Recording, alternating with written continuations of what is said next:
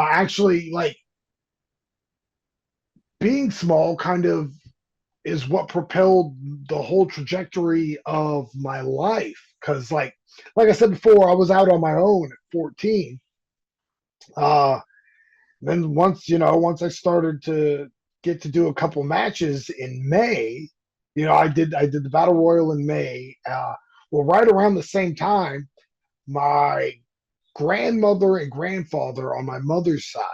My grandfather had Parkinson's disease, and my grandmother had fallen ill, and they lived in Macon, Georgia. And I had nothing to tie me to California other than that's where I was born. Uh, and I had kind of, through my aunt, who was the conduit, she had told me they really needed somebody to come help take care of them.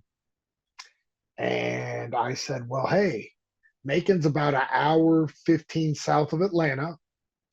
WCW's got the Cruiserweight division. At 15 years old, I decided, well, I'm just going to move cross country by myself to Macon, Georgia, so I can then go to the power plant and train with WCW and win the Cruiserweight title. Foolproof plan. Great plan, honestly. Yeah, I mean, it's just, I still to this day don't see a flaw in any of this logic. Hey, those are some big plans. I love it. So you went Yeah, to Georgia.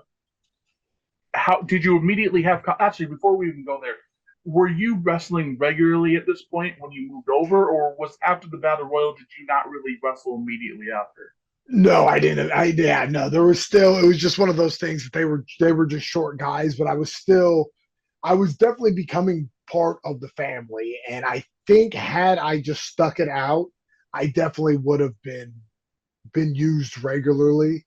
But it was just one of those things where I had a gut feeling, make this move, go to Georgia, go beat Rey Mysterio for the cruiserweight title. Oh, that's uh, fantastic. so yeah, no, there was no real regular bookings after that, and I still got to do the training bit, help put up the ring, and all that stuff. And like I said, I got thrown a bone, and it was the thrill of my life up to that point. Uh, I zero bad feelings about any of it. I was never promised anything.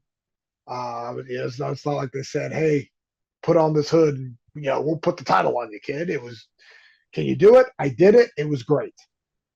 Uh, but then I had that experience in my back pocket. So when I moved cross country, at least I had something like, oh yeah, I've trained.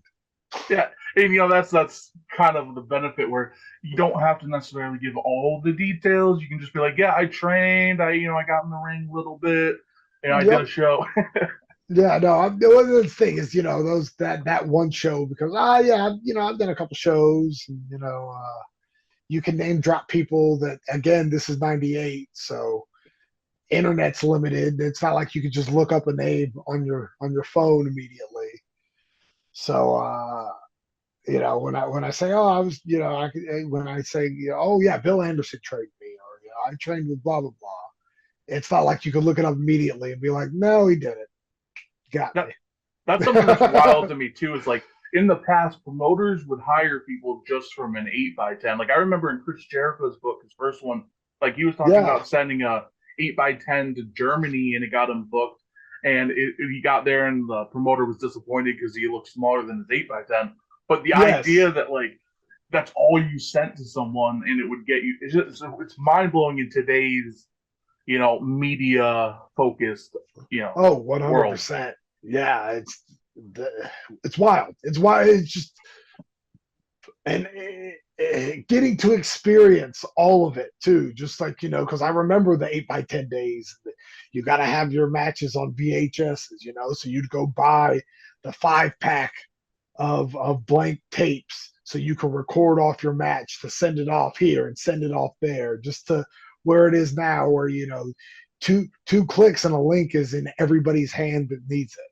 It's wild.